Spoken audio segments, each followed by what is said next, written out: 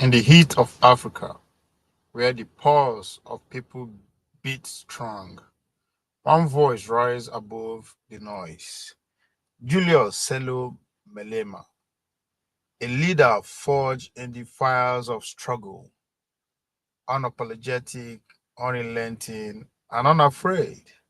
They call him a firebrand, a revolutionary, a beacon for the disenfranchised.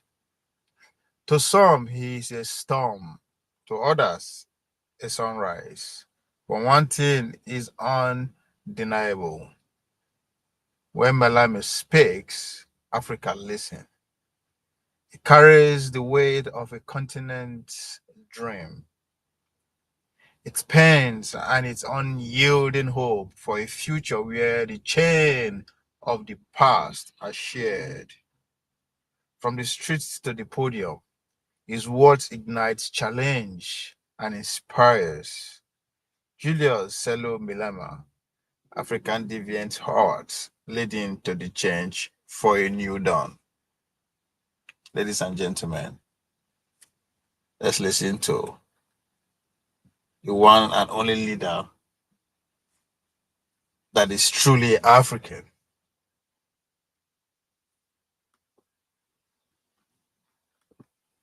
Constitutionalism, accountability, and rule of law are too numerous to mention. He continues to fight against inequality, corruption, oppression in South Africa. His loud voice of reason continues to echo across the continent. He continually agitates for South Africans to see Africans as their brothers and not their enemies. He is a powerful voice, not only in South Africa, but on the continent and globally. Julius Malema is our keynote speaker for the annual conference, and he brings his wealth of experience as a resistance and a movement leader in South Africa. He was the former president of the ANC Youth League, and he is the current president of the Economic Freedom Fighters in South Africa, a movement and a political party that resists oppression and corruption and continues to challenge unconstitutionalism in South Africa. His sacrifices in South Africa and the continent has come at great cost of arrest, persecution, and intimidation. But Julius Sello Malema continues to stand tall. Join me as I welcome this true son of Africa, this Pan-Africanist, and a man for all seasons, Julius Sello Malema.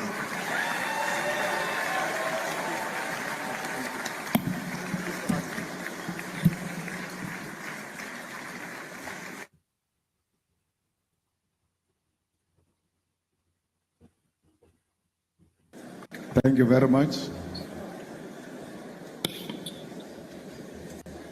Thank you. Let me take this opportunity to greet the governor of Enugu, to greet the Sultan of Sokoto. Let me greet the president of Nigeria Bar Association. We are here because of your capable leadership, and we are happy that we are home here in Nigeria. The leadership collective of the Nigerian Bar Association, who have honored me with an invitation to this esteemed occasion, I greet you all. I further greet all members of the Nigerian Bar Association who are present here today, representing the legal fraternity of this great country, which remains a friend and ally of South Africa and her people. I'm humbled that you saw it fit to invite me to give an address to annual general conference, and by extension, that you saw it necessary to invite the EFF to give this keynote address. I imagine it was not an easy for a group of members of the law profession to reach consensus on who will address them, because your profession by nature is one of robust debate and contestation. So I understand here today. I stand here today proud because I know I'm a product of a robust debate and agreement by people who find it difficult to agree amongst themselves. Comrades and friends, the link between the legal profession and the cause for liberation cannot be separated. Because just like us, you are instruments of justice. While we wage our battle for freedom in the picket lines, through activism, protest, and participation in governance, it is you, the members of the legal profession, who interpret the laws we make, who practice the justice we seek to achieve, and who fight tirelessly for those who cannot defend themselves in the courts of law. It is a profession characterized by sacrifice, intellect, and a commitment to interpretation of the past in order to achieve justice, fairness, and victory in the present and future. For the activists, we have a history and dialectical materialism to guide us into leading society towards a better tomorrow. And for the legal profession, you have indigenous law, common law, case law, the Constitution and statutes, an objective reality to achieve not only personal victory, but to establish collectively laws that will govern others for decades to come. Our duty, however, and primary responsibility is not to maintain laws simply because they exist as they are today. Our duty is not to be instruments of injustice and neocolonialism. It is to be agents of change, and this demands of us to be brave enough to identify unjust laws, speak out, and form part of those that work tirelessly for our judiciary to be of service to our people. I say this not to encourage anarchy or lawlessness, but to draw us back to the difficult truth and reality that at times the laws has been used as a weapon of oppression. It has taken lawyers and activists to walk side by side, hand in hand, to stand up against laws that perpetuate the undermining of the dignity of the people. And we must all be alive to this history and this possibility today. This becomes even more important for us as Africans because for centuries, our very existence has been unlawful in the eyes of the oppressor. Our indigenous laws have been treated as inferior to Roman Dutch law or English law.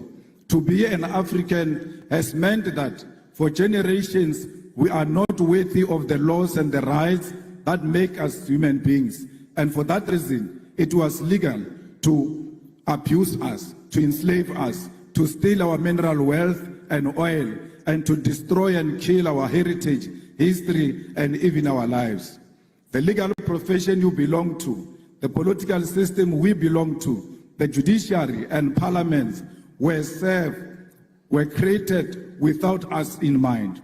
They were crafted at our exclusion and built to sustain our suffering. We now sit in the corridors which were built to break the back and the soul of African people.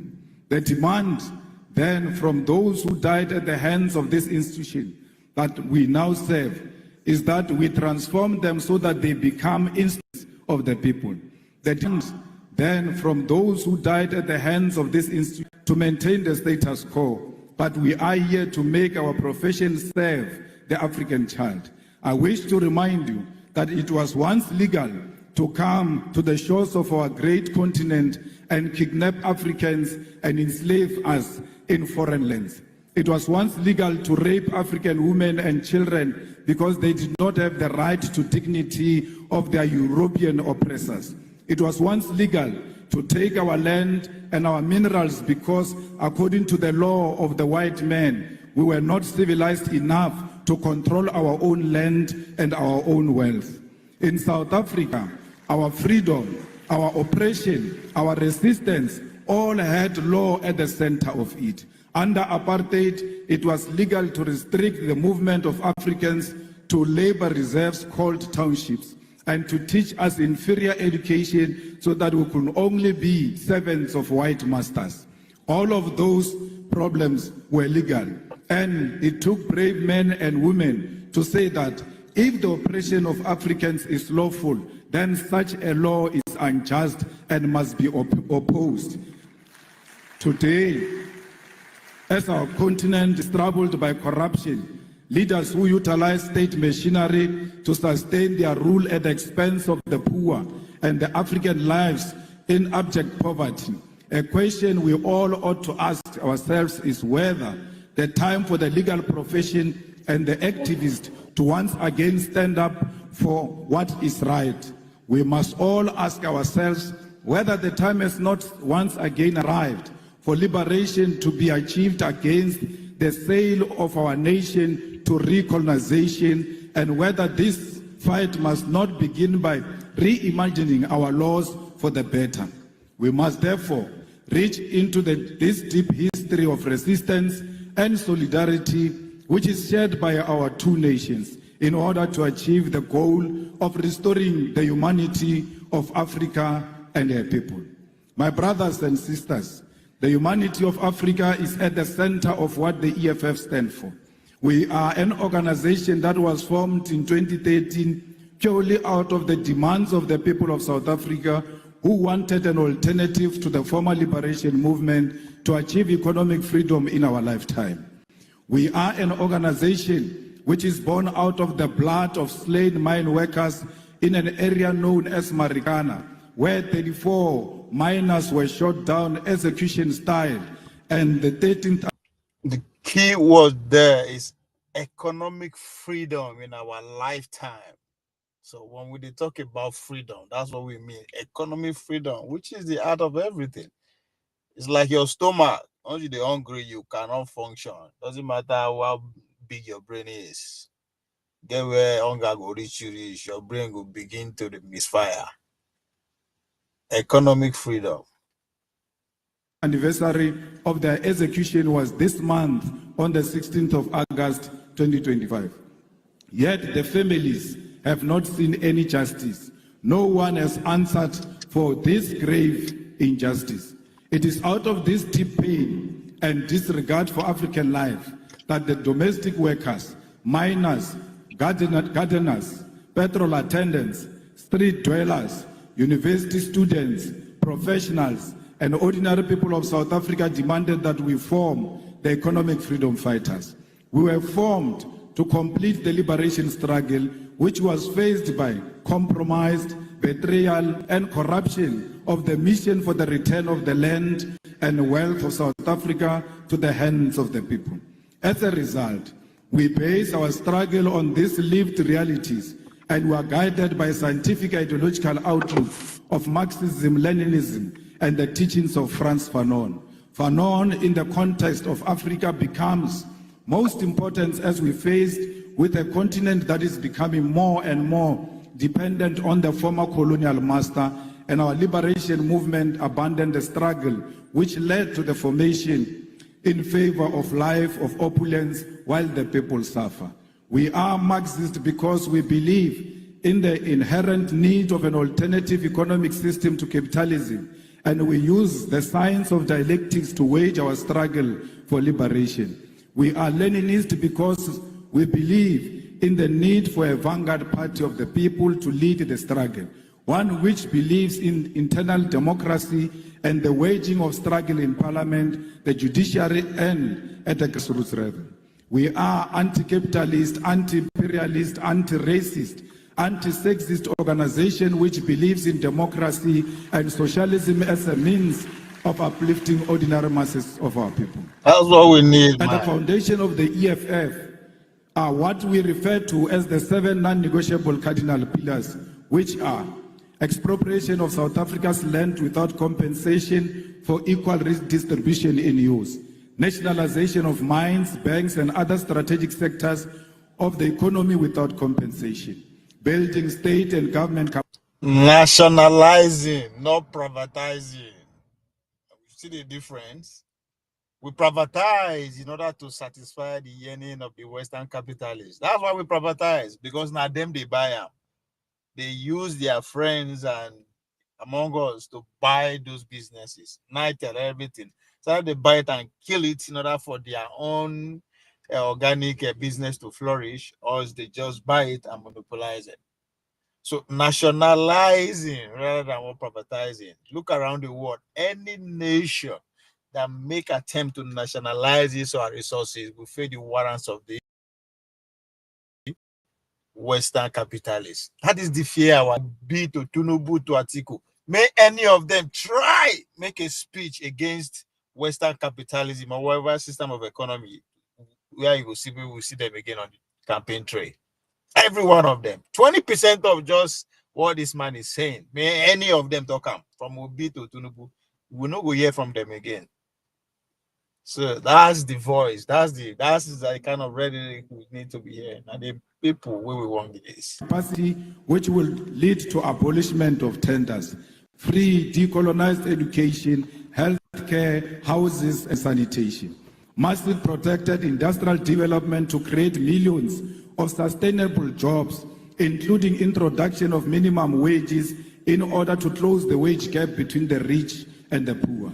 Massive development of African economy and advocating for a move from reconciliation to justice in the entire continent.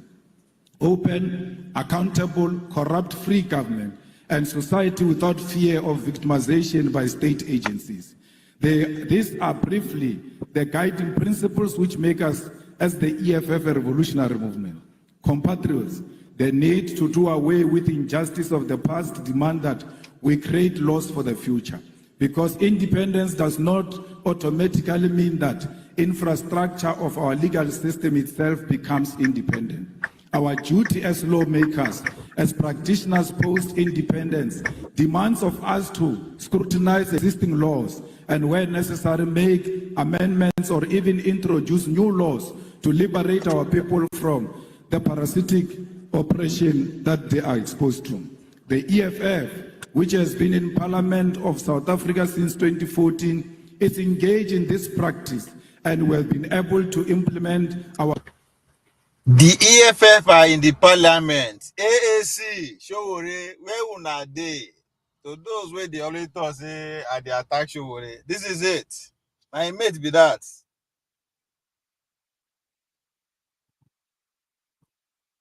Vision, mission, and identity into our approach to governance and lawmaking.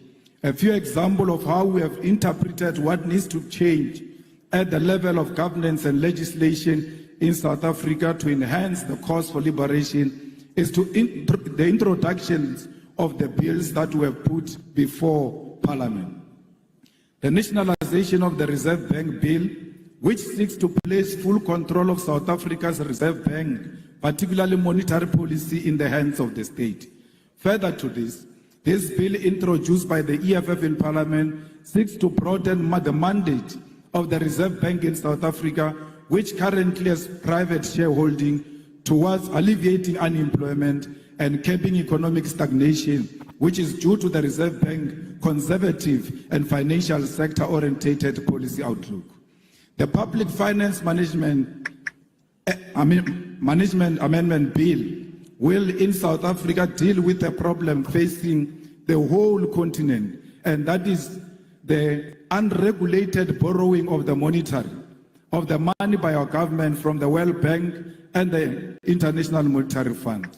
This bill, which we have introduced as the EFF, will require that National Treasury in South Africa first seek approval from Parliament to source foreign loans and establish transparency regarding such loans and their conditionalities. The debt trap of Africa to our foreign colonizers must be stopped, and that begins by regulating these loans that our leaders commit future generations to, because they will not be there when the colonizers come to collect.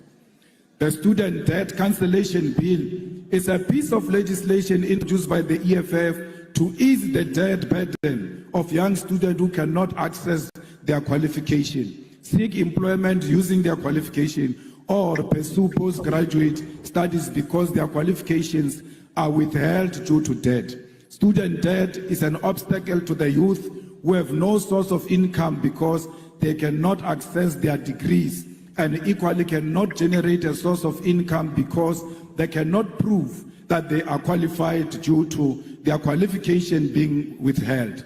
The need to unlock this qualification possesses a major opportunity to grow our expertise in our country and promote education to be at the center of our developmental objective. Insourcing Bill seeks to do away with the exploitation of. But we decided to leave our school in the hands of private profiteers. And guess what? Those private profiteers are not even Nigerian. The best schools in Nigeria today, in terms of high school, are British and American. At a time when everybody is fighting for freedom, every sense of the word, sovereignty of economy, but we are opening our ass for these Western capitalists to keep fucking us as the one.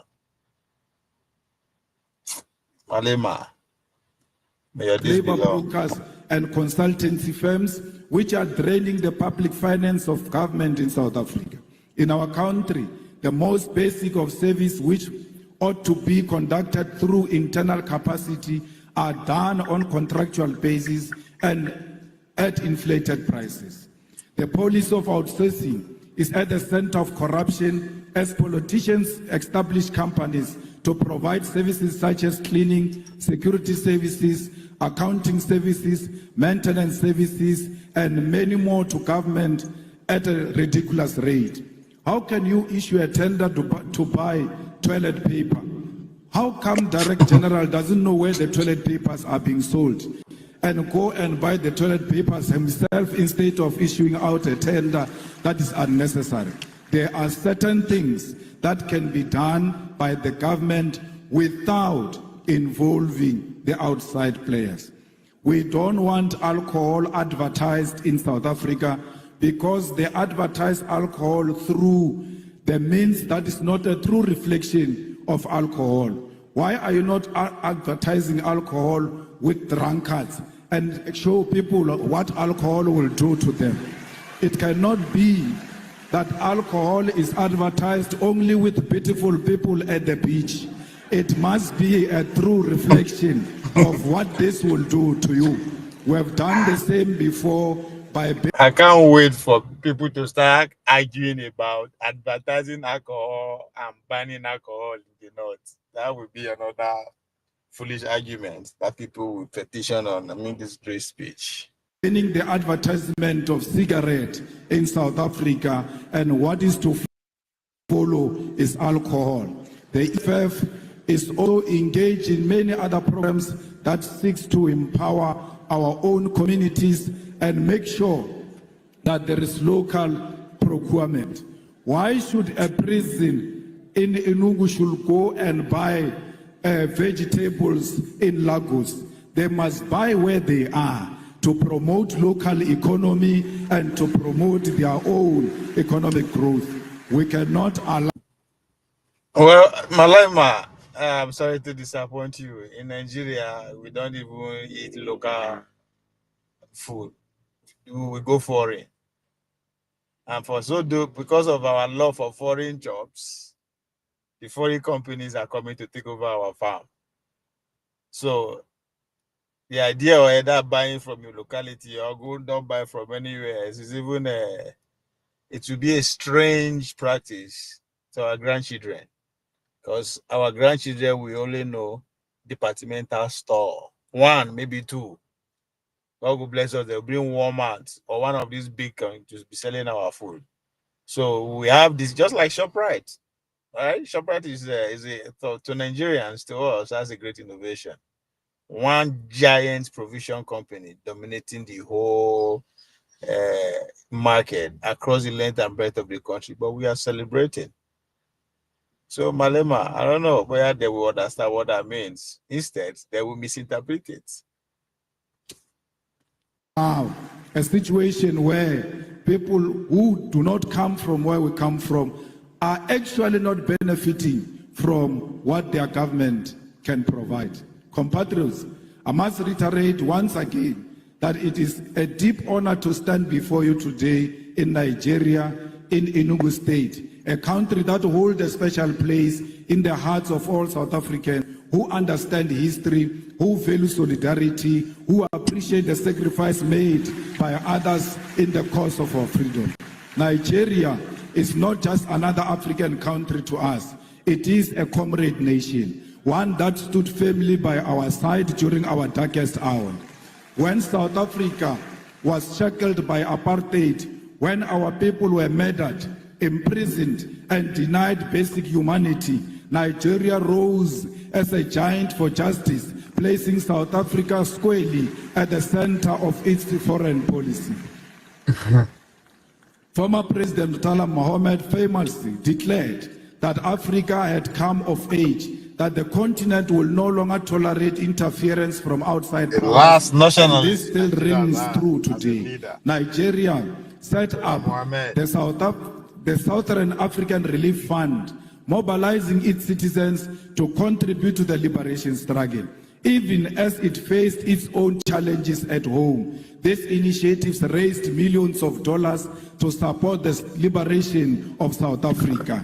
People paid directly from their salaries to contribute to the liberation of the people of South Africa. Nigerian students sacrificed Unfortunately, that Nigeria is income gone. through the Mandela Tax, which supported an educational training program for black South Africans, and successive Nigerian governments never stopped in their material and moral support for South Africa's liberation. In fact, Nigerian government boycotted the 1976 Olympic Games and the 1979 Commonwealth Games in protest and in opposition to apartheid government.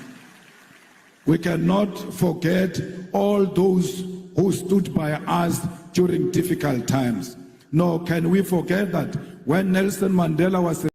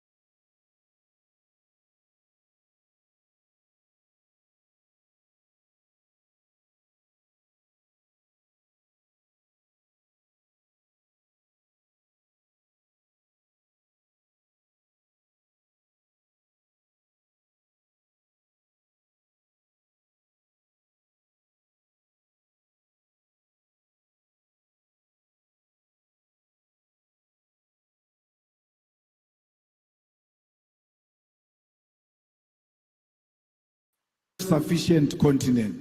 Yet, both our nation remains trapped in neo-colonial arrangements where our raw materials are extracted cheaply and exported to Europe, America, and Asia, only to be sold back to us at crazy prices as finished goods. This is a cycle of dependency we must break. The path forward is clear. Nigeria and South Africa must industrialize together, build factories together, and process our resources on African soil. Imagine a joint program where South African mining expertise is combined with Nigerian oil wealth to create African-owned energy and resources conglomerate, one that refines, processes, and manufactures for Africa and the world. Imagine agricultural cooperation where Nigeria fertile lands provide food security for the continent, supported by South African machinery, logistics, and technology. Imagine a collaborative investment in renewable energy, where South Africa's solar potential and Nigeria gas reserves are harnessed to build an integrated African power grid. Already, who have glimpses of what is possible. South African companies such as MTN, Spar, Shoprite and MultiChoice have made significant inroads in Nigeria, creating jobs and bringing services. Nigerian businesses, investors and cultural industries have equally expanded to South Africa. Nigerian music, filmmakers, writers influence South African culture, just as South African universities and industries provide platforms for Nigerian talent. But this cooperation has been uneven and at times marked by suspicion and the painful experience of xenophobia. Let me be unequivocal here. Xenophobia is a betrayal of African unity. It is a sickness born of poverty, inequality, and government failure. But its victims are our African brothers and sisters. Nigerians, Zimbabweans, Congolese, and Somalis are not the cause of the South Africa's unemployment crisis. The cause lies in the untransformed economy of South Africa, which remains in the hands of white minority and multinational corporations who continue to exploit labor while refusing to industrialize. Attacking fellow Africans diverts anger from the real enemy, and we must educate our people that unity, not division, is the solution to the African crisis. If we want to end one-way migration, where Nigerians are forced to leave home in search of opportunity in South Africa, we must integrate our economies. Young Nigerian engineers should be able to work in Johannesburg, Gaborone, Windhoek, Harare, Cairo, and Accra, not as foreigners, but as Africans contributing to Africa. South African entrepreneurs should be able to set up in Lagos without suspicion, but with support as partner in the shared future. We must harmonize trade policies, align visa regimes, and build continental infrastructure that connects our people. We actually do not need a visa. We don't need a visa between South Africa and Nigeria. In the same way, we don't need a visa for our people to travel in their own continent. We are one. Both South Africa and Nigeria know the pain of colonialism. Both have faced internal divisions. Both have endured the pressures of global imperialism that seeks to divide and exploit and control us. Both know that the only path forward is Pan-African solidarity. We must reject the illusion that our salvation will come from Washington, London, Brussels, or Beijing. Our salvation lies here in Lagos and Johannesburg, in Abuja and Pretoria, in the hands of Africans who refuse to be divided. Together, Nigeria and South Africa can lead African continent free trade area not as a paper agreement, but as a living reality that changes the lives of ordinary people. Together, we can demand fair trade, protect our industries, and invest in education, technology, innovation. Together, we can prove that Africa is not a begging bowl, but a continent of giants. We must prove to the whole world that we are not xenophobic, we love one another. Black people are not loved in Africa and are not loved outside Africa. We have a duty to love ourselves and show the whole world on how it must treat us. We cannot treat each other badly and expect other people to treat us much better. How you treat your own brother and your own sister, it's how you teach others outside how they must treat you. The unity of our continent is paramount, and we must not associate with any xenophobic agenda that perpetuates the divisions in South Africa. Solidarity is what we need for each other. My comrades, as I close, I want to state that as Africans, our fight borders.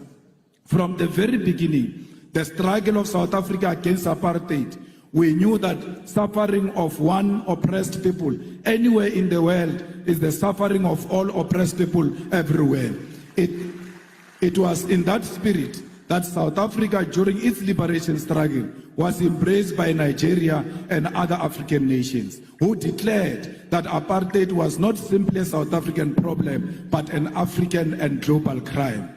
It is in that same spirit that today we say our liberation as Africans will remain incomplete if we turn a blind eye to the struggles of those who continue to suffer under occupation, colonialism, imperialism, and economic exploitation. It is this tradition of solidarity that compels us today to speak clearly on the struggle of other oppressed people. The EFF continues to stand firmly with Western Sahara, Palestine, Cuba, Haiti, the Democratic Republic of Congo as a commitment to international law and justice.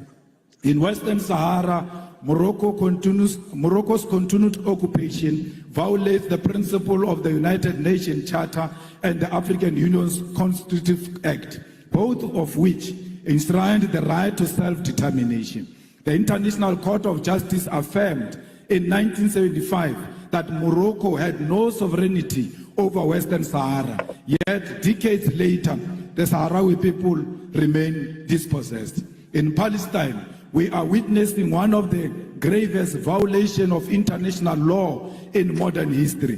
The apartheid regime of Israel has for decades defied UN resolutions, the Geneva Conventions, and international humanitarian law. Collective punishment, the bombing of hospitals, the illegal taking of land, the killing of children, and the deliberate starvation of populations are crimes under the Roman Statute of the International Criminal Court. The world cannot remain neutral in the face of genocide. And just as apartheid South Africa was declared a crime against humanity, so too must be the international community recognize and act against Israel's apartheid and genocide. The importance of fighting on the level of the law was made evident in this case when the South African government took Israel to International Court of Justice to report their crimes when no other country will do so.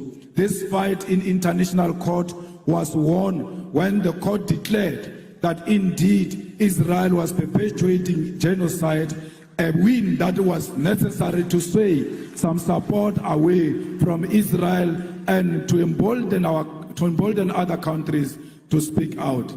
This fight also led to the International Criminal Court to issue a warrant of arrest for the Israeli Prime Minister Benjamin Netanyahu and his Minister of Defense for war crimes. This is the power of the legal fraternity in the global fight for the oppressed. However, the ICJ pace is slow and final judgment on charging Israel with genocide has not occurred yet.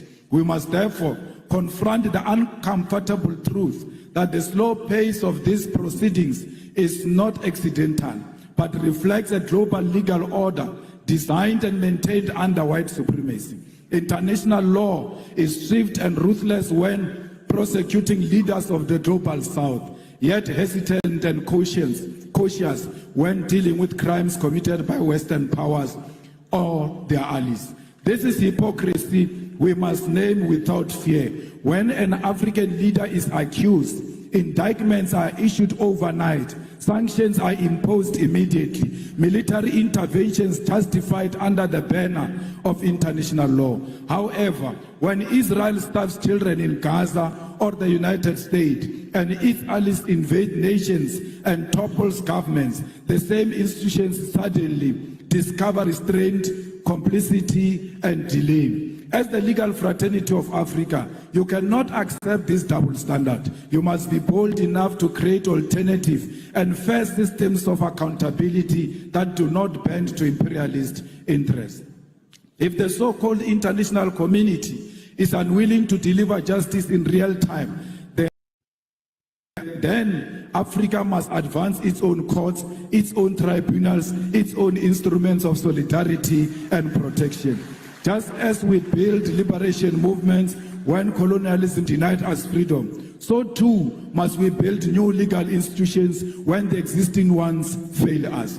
In Cuba, for over the United States has imposed an economic blockade in contravention of international law, including the principle of non-interference and the sovereign right of nations to choose their social and economic system.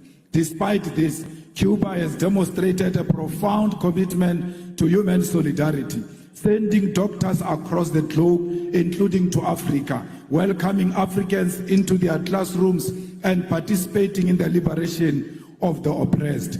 Cuba never sent their soldiers anywhere to kill anyone. Instead, they send their doctors all over to go and save life. The tragedy of Haiti is one of historical injustice. Haiti's revolution was first declaration of black freedom in the modern world, yet it was punished with centuries of economic sabotage and enforced debt. Contrary to any principle of justice, today, Haiti suffers from foreign interference, the denial of sovereignty, and the imposition of external governance. International law demands reparation, debt cancellation, and the withdrawal of foreign forces so that Haiti can govern itself in dignity. We have seen DRC not experiencing peace because of its mineral resources. We must stand with DRC and demand that there must be permanent peace in DRC and everywhere else in Africa. Because DRC without peace, it will never experience economic growth. We are because DRC it is. We are the people of Southern Sudan. We must make sure that no single corner of Africa there are guns where Africans are killing each other. Africans must always be together against the enemy forces who want to exploit our country. We are here today to reclaim our land. We want the land of Africa to be returned to Africa because it belongs to the Africans. We want the minerals of Africa to be returned to the Africans because that's where they belong. We want to build industries in Africa and process our minerals here in Africa. We've got the capacity imperialist forces to divide us and take our minerals from us. We demand one Africa.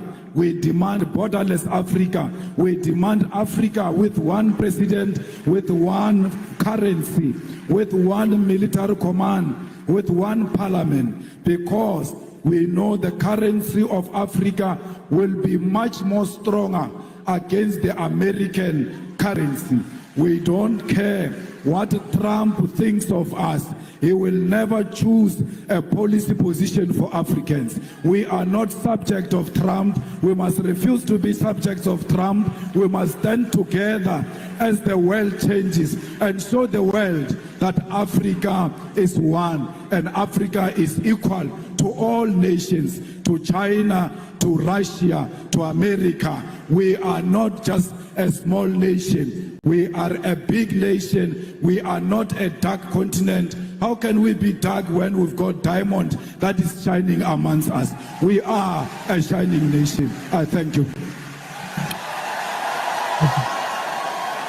My nigga. I hope they show what they did that. Made it that. I hope they did that and took notes.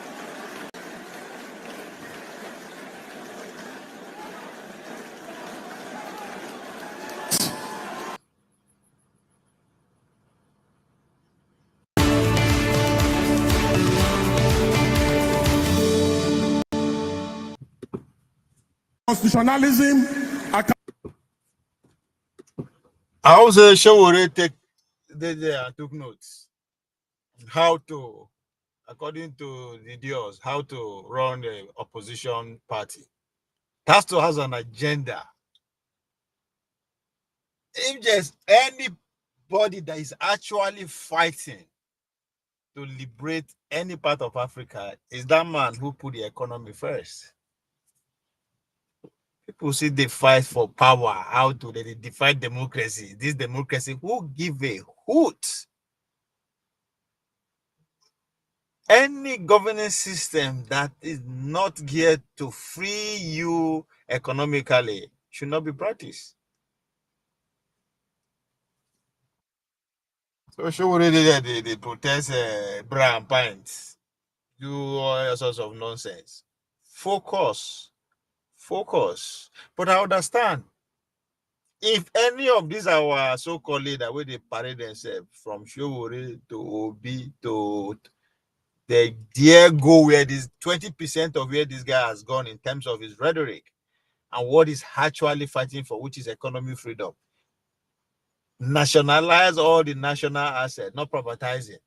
If any of these people triumph, Obi or whoever, that's the end of their political career. They know it. For when they complain, they will not get a nationalist, a patriot. That's exactly what we are talking about. The bigger picture, he said it.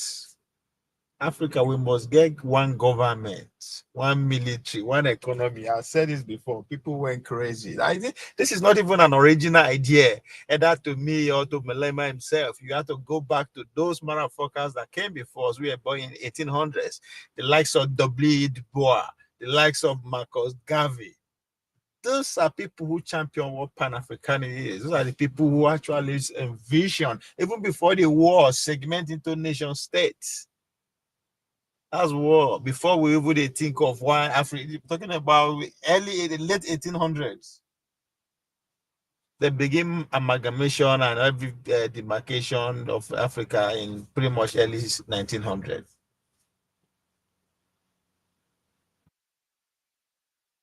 So those one would say, what Nigeria will do to join South Africa, Ghana. That's like you people are still basking within the realm of how they want maybe not they think. All these ideas, Nigeria, border, Cameroon, all those are just friction. Those are just friction of imagination. Why the day? If they use that until they chain and oppress ourselves, a human being is supposed to be free. As far as you're on this planet Earth, everywhere at home, anywhere you go, that's how it ought to be. So when the man is saying one government, one economy, one military, speaking the language of Dr. Nkrumah. So it is not a new idea. It is new to you because you are just hearing it for the first time.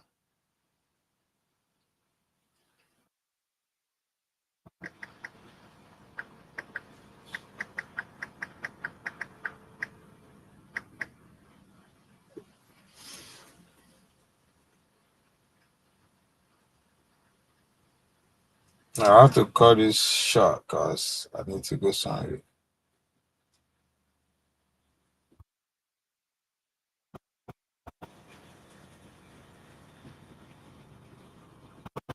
So people where they always argue. We never feel small country in Nigeria, Cameroon, they never feel govern themselves. They're talking to build the whole continent. And the foolish now there you know rich, now there you see rich, and it's okay. But you also understand that where you know or see rich, that's where other people start. It's all about vision. I always said it that way. The generation that allowed today, I got them too selfish.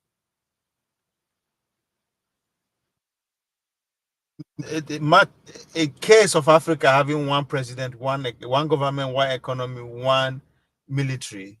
It's about vision. Not be everybody feel envision like that. China is 1.4 billion people. Indian is more than that.